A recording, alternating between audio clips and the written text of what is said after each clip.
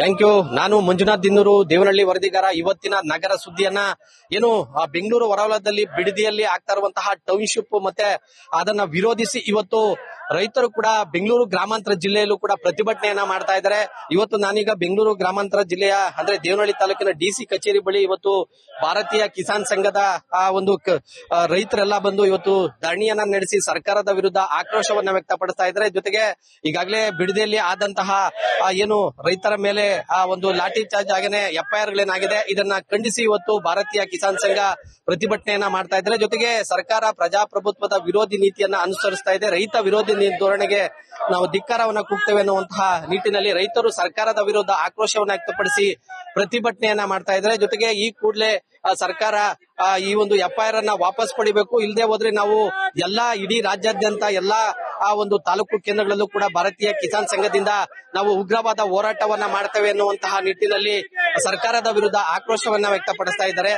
ಈಗ ನಾನು ಅವ್ರ ರೈತರ ಇದ್ರೆ ಅವ್ರನ್ನೇ ಮಾತಾಡ್ತೇನೆ. ಸರ್, ಈಗ ಟೌನ್ಶಿಪ್ ವಿರುದ್ಧ ಏನ್ ಹೋರಾಟ ಮಾಡ್ತಾ ಇದ್ದಾರೆ ಸರ್ ಇವತ್ತು? ಸರ್, ಟೌನ್ಶಿಪ್ ಯಾರಿಗೋಸ್ಕರ ಸರ್? ಟೌನ್ಶಿಪ್ ಏನಿದ್ರು ದುಡ್ಡು ಇರೋರಿಗೋಸ್ಕರ ಮಾಡ್ತಾ ಇದ್ದಾರೆ ಸರ್. ಯಾರು ಬಡವರಿಗೆ ಮನೆ ಇಲ್ದಿರೋರ್ಗಲ್ಲ ಸರ್ ಟೌನ್ಶಿಪ್ ಮಾಡ್ತಾ ಇರೋದು. ಇವರು ಭೂಗಳರಿಗೆ ಮತ್ತೆ ರಾಜಕೀಯ ಹಿಂಬಾಲಕರಿಗೆ ಇವತ್ತು ಟೌನ್ಶಿಪ್ ಮಾಡ್ತಾ ಇದಾರೆ. ಟೌನ್ಶಿಪ್ ಇರೋದ್ ಏನಕ್ಕೆ ಮಾಡ್ತಾ ಇದಾರೆ ಅಂದ್ರೆ ಅವ್ರ ಆಸ್ತಿಗಳನ್ನ ರೈತರ ಜಮೀನ ಕಬಳಿಸ್ಬಿಟ್ಟು ಅವ್ರ ಆಸ್ತಿಗಳು ಅಕ್ಕಪಕ್ಕದಲ್ಲಿ ಇರ್ತವೆ, ಅದಕ್ಕೆ ಬೆಲೆ ಬರ್ತದೆ ಅಂತ ಈ ರಾಜಕಾರಣಿ ಮಾಡ್ತಾ ಇದ್ದ ಕುತಂತ್ರ ಸರ್. ಈಗ ರೈತರ ಮೇಲೆ ಎಫ್ಐಆರ್ ಅನ್ನ ಖಂಡಿಸಿ ಅಂತ ನೀವು ಹೋರಾಟ ರೈತರ ವಿರುದ್ಧ ಯಾಕೆ ಸರ್ ಎಫ್ಐಆರ್ ಹಾಕ್ಬೇಕು? ಎಷ್ಟೆಷ್ಟು ದೊಡ್ಡ ರೇಪಿಸ್ಟ್ ಇದಾರೆ, ಅವ್ರನ್ನ ಬಿಟ್ಬಿಟ್ಟಿದ್ದಾರೆ. ಈಗ ರೈತರು ಅವ್ರ ಹಕ್ಕುಗಳನ್ನ ಉಳಿಸ್ಕೊಳ್ಳೋದಕ್ಕೆ ಒಂದು ಹೋರಾಟ ಮಾಡ್ತಾ ಇದ್ದಾರೆ. ಅವ್ರ ಮೇಲೆ ಯಾಕೆ ಸರ್ ಎಫ್ಐಆರ್ ಹಾಕ್ಬೇಕು? ಅದನ್ನ ನಾವು ಬಲವಾಗಿ ಖಂಡಿಸ್ತಾ ಇದೀವಿ. ಈ ಕೂಡಲೇ ವಾಪಸ್ ಪಡಿಬೇಕು. ಇಲ್ಲಾಂದ್ರೆ ಮುಂದಿನ ದಿನಗಳಲ್ಲಿ ಇಲ್ಲೇ ಒಂದು ಅಹೋರಾತ್ರಿ ಧರಣಿ ಸಹ ಮಾಡ್ತೀವಿ.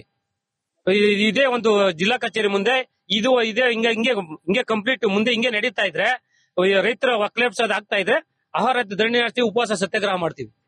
ಇಲ್ಲಿನ ಹೋರಾಟಗಾರರು ಹೇಳುವಂತಹ ಮತ್ತು ಬಿಡದಿ ಟೌನ್ಶಿಪ್ ಅನ್ನ ವಾಪಸ್ ಪಡಿಬೇಕು, ರೈತರ ಮೇಲೆ ಹಾಕ್ಸ್ತಾ ಇರ್ತಕ್ಕಂಥ ಕೇಸುಗಳನ್ನು ಕೂಡ ವಾಪಸ್ ಪಡಿಬೇಕು. ಇಲ್ಲದೆ ಹೋದ್ರೆ ಮುಂದಿನ ದಿನಗಳಲ್ಲಿ ನಾವು ಇಲ್ಲೇ ಒಂದು ಬೆಂಗಳೂರು ಗ್ರಾಮಾಂತರ ಜಿಲ್ಲಾಧಿಕಾರಿ ಕಚೇರಿಗಳ ಮುಂದೆ ಒಂದು ಅಹೋರಾತ್ರಿ ಧರಣಿಯನ್ನ ನಡೆಸಬೇಕಾಗುತ್ತೆ ಅನ್ನುವಂತಹ ಎಚ್ಚರಿಕೆಯನ್ನ ರೈತರು ನೀಡ್ತಾ ಇರುವಂತದ್ದು.